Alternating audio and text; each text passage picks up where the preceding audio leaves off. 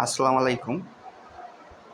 আজ কিভাবে রাইস কুকারে কলমি শাক রাঁধবেন, কিভাবে কাটবেন, কী পরিমাণ লাগবে, কিভাবে রাঁধতে হয়, আমি A to Z সব দেখিয়ে দেব। সাথে থাকুন, চ্যানেলটা সাবস্ক্রাইব করুন। দেখেন আমি শাকগুলো আগেই কেটে নিয়েছি এবং রসুন কুচি করে নিলাম পরিমাণ মতো। আপনাদের যে পরিমাণ রসুন প্রয়োজন হবে ঠিক সেই পরিমাণই শাকের পরিমাণের উপর নির্ভর করবে আপনার কী পরিমাণ রসুন আসলেও প্রয়োজন আছে। আমি বড় বড় তিনটা কোয়া কেটে নিলাম।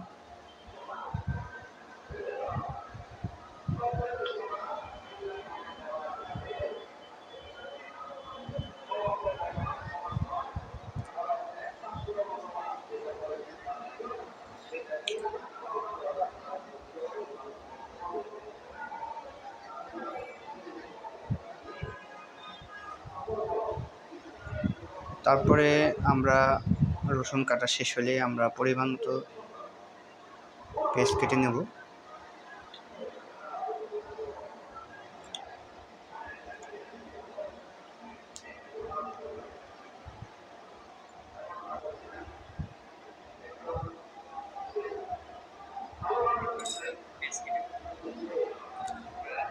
আমরা পেস্ট নিলাম, পেস্টগুলো কেটে নেব।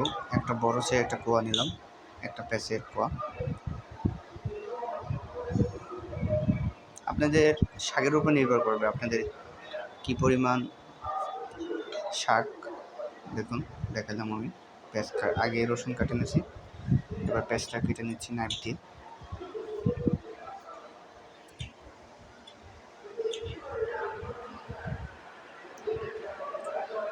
পেঁয়াজ কাটা শেষ হলে আমি পেঁয়াজের সাথে কিছু পরিমাণ মরিচ নেব।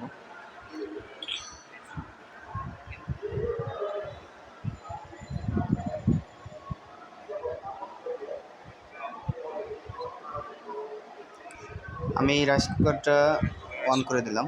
দেখেন রাইস কুকার লাইন দিয়ে দিচ্ছি, অন করে দিচ্ছি এবং রাইস কুকারে তেল দিয়ে দেবেন। যদি পানি থাকে ওগুলো আপনারা আগে শুকায় নেবেন। পরিমাণ মতো তেল দিয়ে নেবেন আপনারা।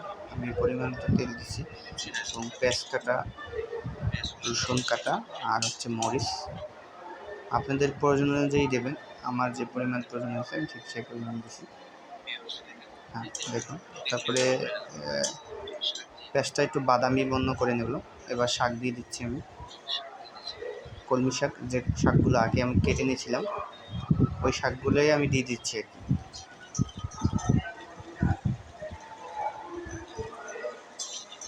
শাকগুলো দেওয়া শেষ হলে আমি ঢেকে দেব 2-3 মিনিটের মতো। দেখেন আমি আগে শাকগুলো ধুয়ে নিয়েছি সুন্দরভাবে। আপনারা চালনিতে করে শাকগুলো ধুয়ে নেবেন এবং পোকামাকড় থাকতে পারে সেগুলো বেছে নেবেন।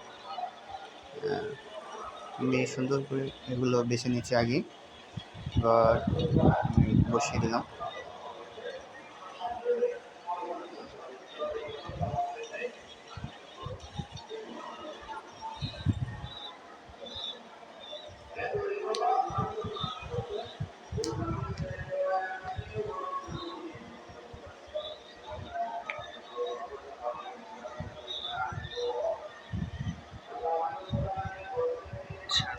লবণ পরিমাণ মতো দেবেন।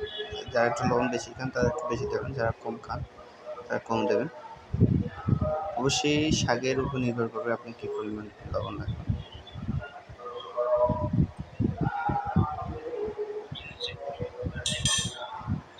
আমি পরিমাণ মতো লবণ নিচ্ছি, তারপর ভালো করে নেড়ে দিচ্ছি এবং নেড়ে ঢেকে দেবো